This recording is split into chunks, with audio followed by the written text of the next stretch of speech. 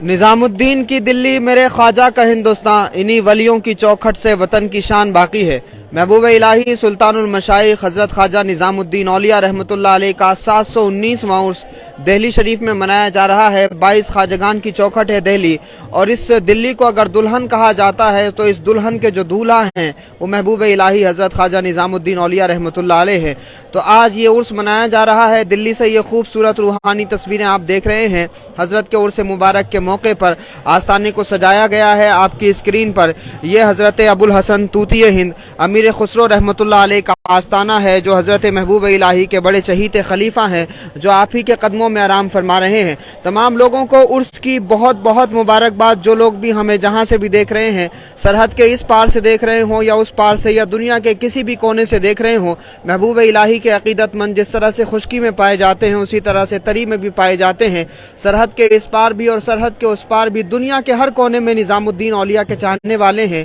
کیونکہ جو اللہ کا محبوب ہوتا ہے وہ کائنات کا محبوب بنا دیا جاتا ہے۔ ہمارے ساتھ جناب سید حماد نظامی صاحب موجود ہیں، جو خادم ہیں درگاہ حضرت خواجہ نظام الدین اولیاء رحمۃ اللہ علیہ کے۔ سب سے پہلے تو ہم یہ جاننا چاہیں گے کہ حضرت محبوب الہی خواجہ نظام الدین اولیاء رحمۃ اللہ علیہ کی تعلیمات میں حماد بھائی جو سب سے اہم چیز آپ کو دیکھنے کو ملتی ہے وہ کیا ہے؟ السلام علیکم ورحمۃ اللہ وبرکاتہ۔ سب سے پہلے میں آپ تمام ناظرین کو حضرت خواجہ سید نظام الدین اولیاء محبوب الہی کے 719ویں عرس کی مبارکباد پیش کرتا ہوں۔ 719 سال کا وقت گزر گیا، لیکن حضرت خواجہ نظام الدین اولیاء محبوب الہی کی بارگاہ پہ اللہ تعالیٰ کی رحمتوں کا جو نزول ہے وہ جاری و ساری ہے، اور تا قیامت تک یہ جاری و ساری رہے گا انشاءاللہ۔ حضرت خواجہ سید نظام الدین اولیاء محبوب الہی کی جو ولادت ہے وہ یو پی کے ایک گاؤں بدایوں میں ہوئی۔ آپ کی والدہ نے آپ کی تربیت فرمائی، اور اس دور کے جو سب سے بڑے محدثین تھے ان سے آپ نے تعلیم حاصل کری۔ اس میں سب سے نمایاں نام جو ہے علامہ فخر الدین زاہد رحمۃ اللہ علیہ، جن کی ہندوستان میں پہلا قرآن شریف کا ترجمہ و تفسیر موجود ہے۔ ان سے حضرت خواجہ نظام الدین اولیاء محبوب الہی نے اپنی تعلیم حاصل کری، اور بشارہ بابا فرید گنج شکر رحمۃ اللہ علیہ جب ان سے مرید ہوئے اور خلافت حاصل کری تو آپ نے فرمایا کہ بابا نظام آپ دہلی جائیں، اور دہلی جا کے لوگوں کی خدمت کا کام کریں اور دعوت کا کام کریں، دین کا کام کریں۔ حضرت نظام الدین اولیاء محبوب الہی جب دلی تشریف لے کے آئے تو اس زمانے میں اس علاقے کا نام تھا غیاث پور۔ غیاث الدین تغلق نے اس علاقے کو آباد کیا تھا۔ یہاں پہ آ کے آپ مقیم ہوئے اور لوگوں کی خدمت کری۔ ایک بہت اہم واقعہ ابھی میرے ذہن میں آیا۔ حضرت خواجہ نظام الدین اولیاء محبوب الہی کے زمانے میں جو آپ کا لنگر تقسیم ہوتا تھا، اس میں دو روایتیں آتی ہیں کہ ایک میں تقریباً 40 من نمک ڈالا جاتا تھا، اور ایک روایت میں آتا ہے 70 من نمک ڈالا جاتا تھا، لیکن وہ لنگر جو تھا وہ لنگر جاری تھا۔ اور کمال یہ ہے کہ سب سے بزرگوں کی یہاں جو تعلیم دیکھنے کو ملتی ہے، قرآن پہ جو عمل ہوتا ہے وہ پریکٹیکلی کرتے ہیں۔ قرآن شریف میں سورہ طلاق میں اللہ تعالیٰ نے فرمایا کہ بسم اللہ الرحمن الرحیم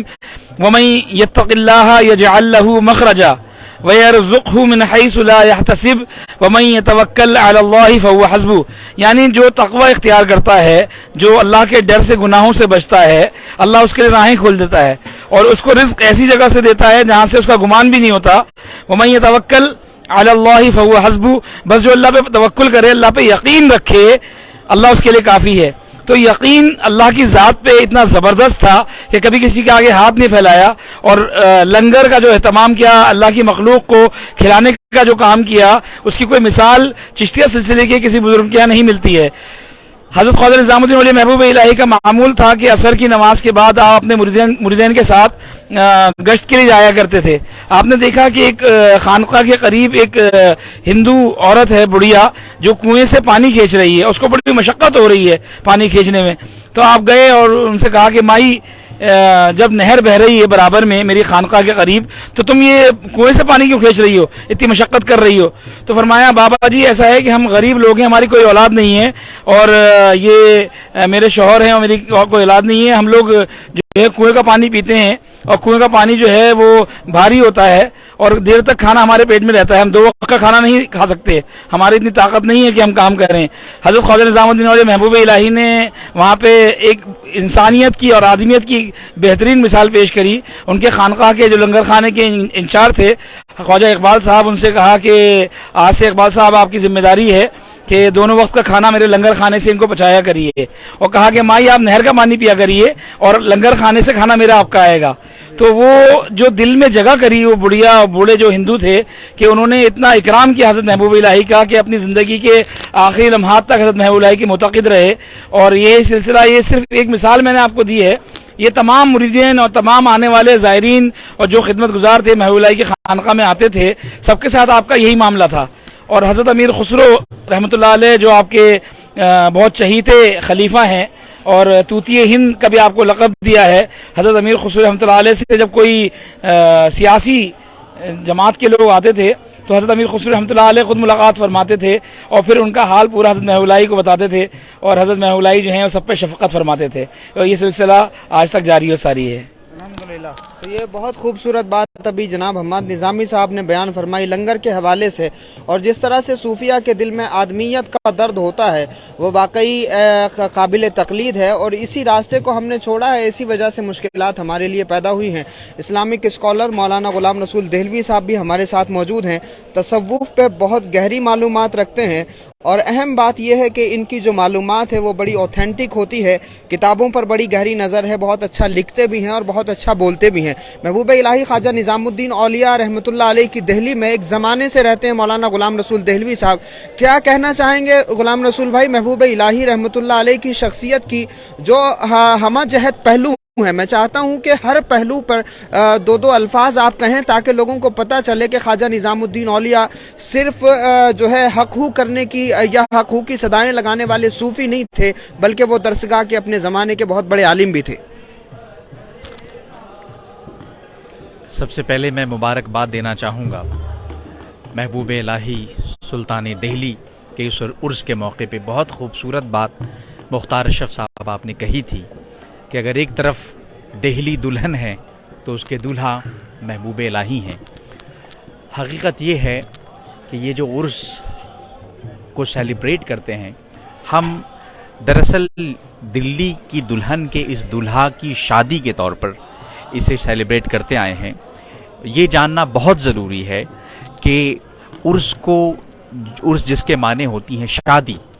تو عرس کو ہم کیوں سیلیبریٹ کرتے ہیں؟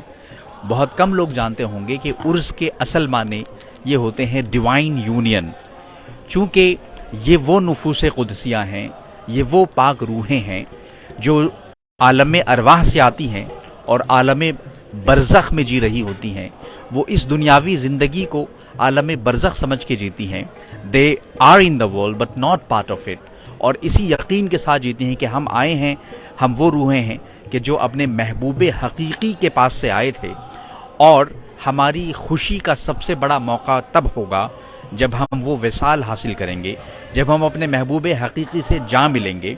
تو اس وجہ سے موت ان کے لیے شادی ہوتی ہے۔ رومی نے کہا تھا، جلال الدین رومی نے، کہ death for a mistake is the divine wedding. موت ایک صوفی کے لیے، ایک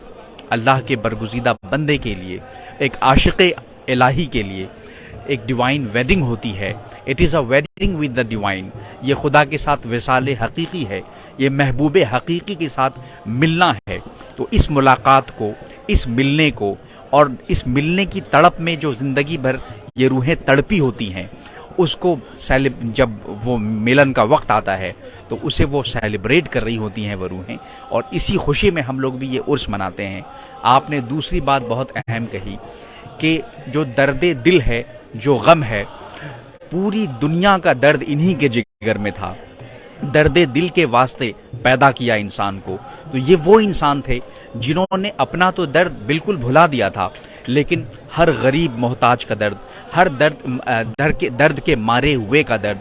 بے کسوں کا درد ان کے دل میں تھا، اور غربا پروری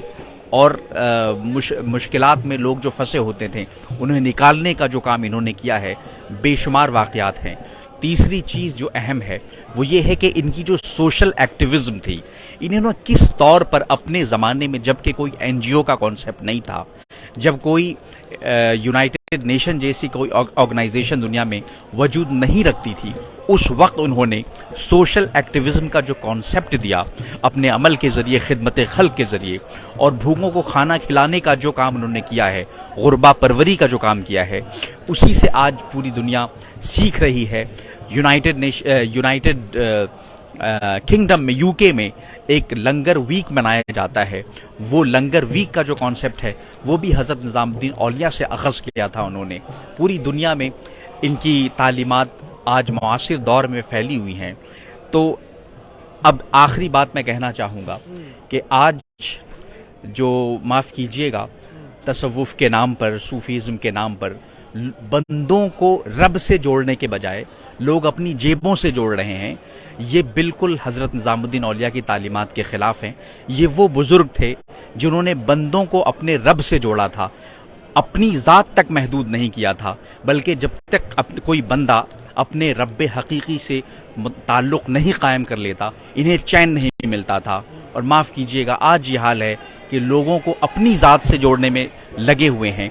इन शख्सियतों के नाम पे, इन बुजुर्गान दीन के नाम पे। तो उनके लिए भी मैसेज है कि बंदों को अपने रब से जोड़ा जाए, और इसी विसाल को हम उर्स कहते हैं। जब ये उर्स होता है, जब ये मिलन होता है अपने रब हकीकी से, और यही दरअसल हज़रत निज़ामुद्दीन औलिया महबूब इलाही सुल्तान दहली ने पूरी ज़िंदगी किया है कि बंदे को अपने रब से जोड़ा जाए।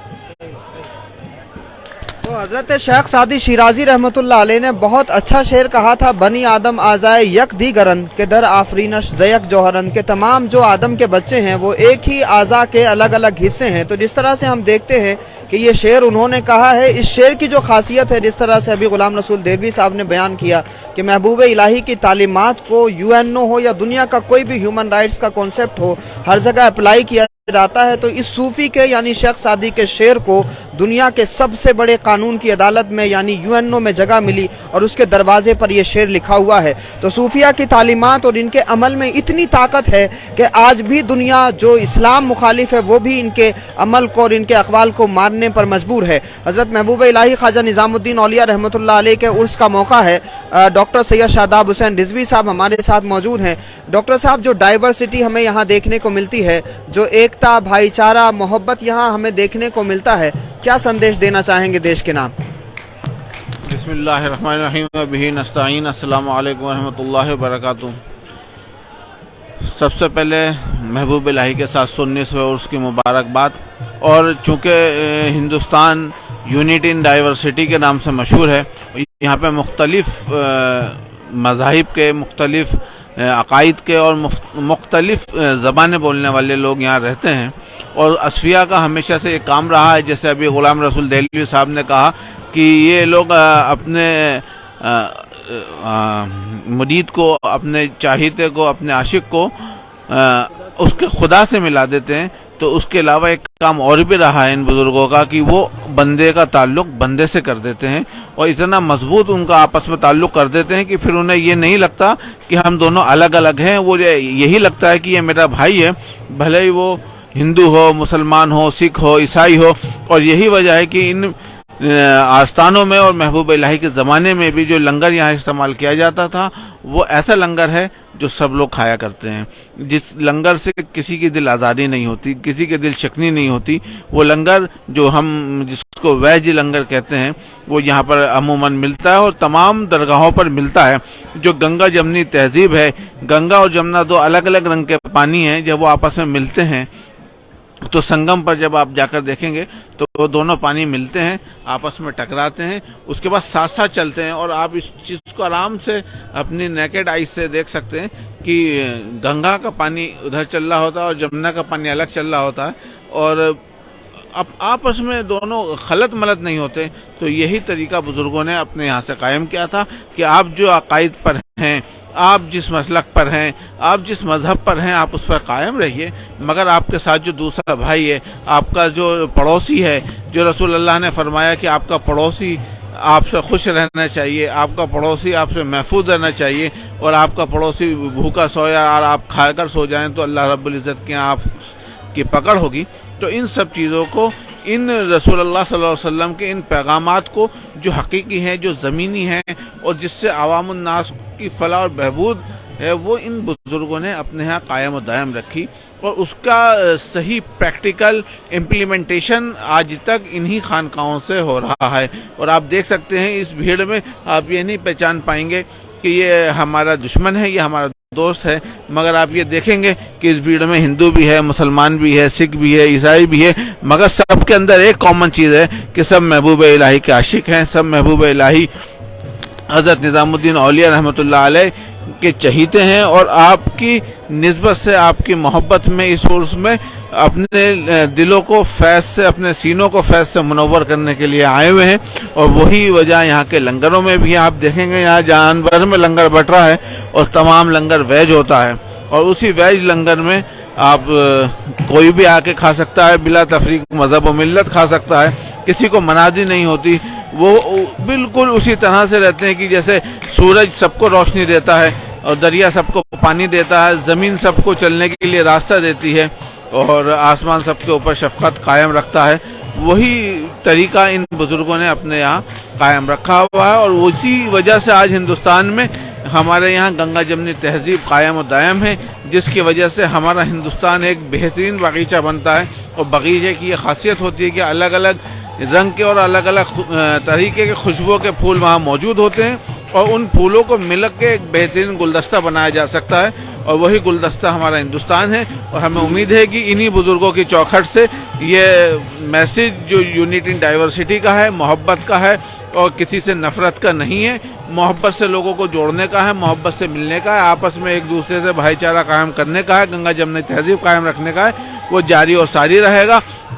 اور اسی طور طریقے پر اگر ہم انشاءاللہ چلیں گے، جو ہم سے کچھ کہیں نہ کہیں مس ہو رہا ہے، ہمیں کوشش کرنی ہے کہ ہمیں ان کے طریقے پہ، ان کے راستے پہ واپس آئیں، اور اس کے بعد اس اپنے ملک کو وہ ملک بنائیں جس کے لیے علامہ اقبال نے کہا تھا، سارے جہاں سے اچھا ہندوستان ہمارا، ہم بلبلے ہیں اس کے، یہ گلستاں ہمارا، مذہب نہیں سکھاتا آپس میں بیر رکھنا، ہندی ہیں ہم، وطن ہے ہندوستان ہمارا،